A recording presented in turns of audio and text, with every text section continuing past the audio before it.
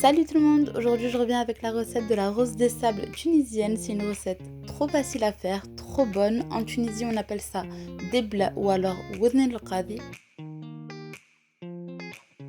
C'est une pâtisserie hyper croquante, parfumée à la fleur d'oranger. Vraiment, vous allez adorer. Cette recette ne nécessite que 3 ingrédients. Si vous voulez avoir la recette, restez avec moi jusqu'à la fin de la vidéo.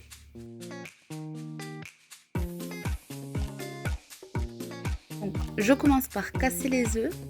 Ensuite, je vais mettre de l'arôme de fleur d'oranger. Je mélange ensuite bien le tout.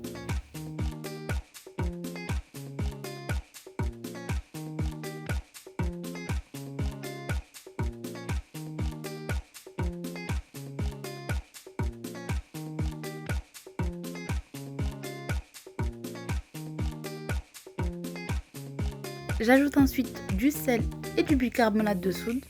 Je remélange bien le tout.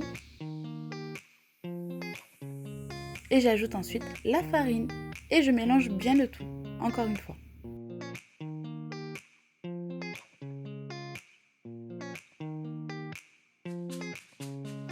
Ensuite, vous la faites sortir du saladier, vous la pétrissez, mais même pas 2 minutes. Vraiment 2 minutes.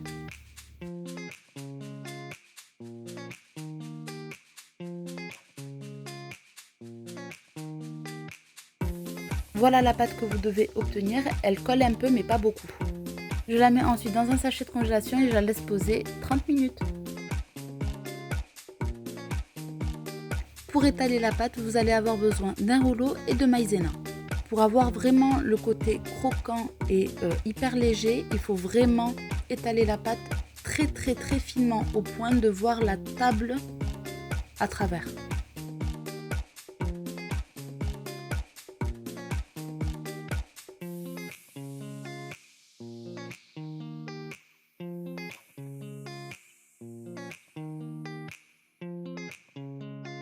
Et il faut surtout pas hésiter à mettre de la maïzena pour éviter qu'elle ne colle sur la table.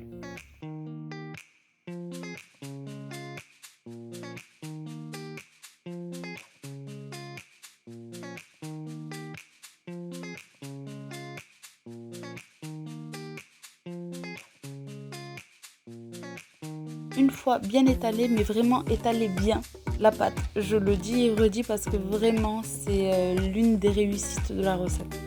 Vous n'avez plus qu'à prendre un rouleau à pizza et à couper des petites bandes.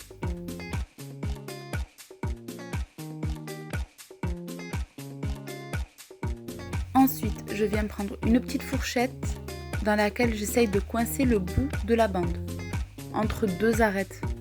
Je vous remontre, je coince le bout de la bande entre deux arêtes de la fourchette.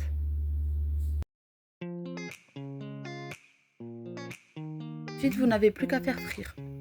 Donc pour la technique, c'est de faire tourner sur elle-même la fourchette et de en même temps lâcher la bande petit à petit. Et ensuite, vous n'avez plus qu'à la retourner jusqu'à la faire dorer des deux côtés. Il faut faire cuire la pâte à feu doux. Si le feu est trop bas, vous n'aurez pas de bulle d'air qui se crée sur la pâte. Et si c'est trop fort, vous risquez de la brûler. Vous pouvez, si c'est trop difficile pour vous, faire tourner la bandelette sur la fourchette avant de la mettre à frire. Et ensuite, vous n'avez plus qu'à la mettre à frire dans la casserole et la tenir pour pas qu'elle se déroule. Après, la vraie façon de cuire la rose des sables, c'est cette façon-là. C'est pas facile, il faut vraiment la bloquer pour pas qu'elle se déroule, être assez rapide pour pas qu'elle se crame. Et je continue ainsi de suite jusqu'à épuisement de ma pâte. Je ne vais pas couper la vidéo comme ça, vous voyez et de façon répétée comment je fais tourner la fourchette sur elle-même et comment je déroule la pâte de l'autre côté comme ça. Après c'est à force de faire et de refaire que vous réussirez. Vous réussirez pas peut-être du premier coup, mais vous allez réussir, ça c'est sûr. C'est juste qu'au début c'est un peu compliqué, il faut avoir la technique, mais après une fois que vous l'avez, c'est bon. Et comme je vous ai dit, vous pouvez vraiment l'enrouler en dehors de l'huile à frire sur la fourchette et vous n'avez plus qu'à la poser pour frire et vous la bloquez pour pas qu'elle se déroule. Voilà, c'est une petite idée, vous pouvez faire ça aussi.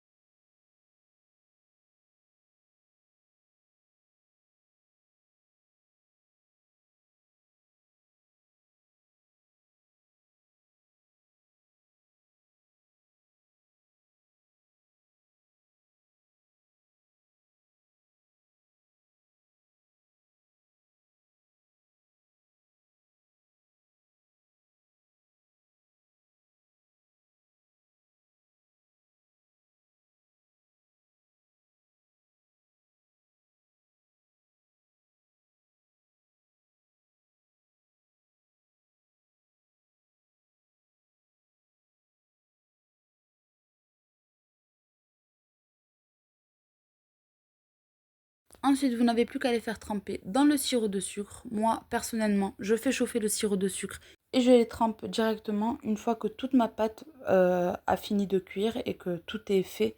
Ils ont le temps de refroidir un peu.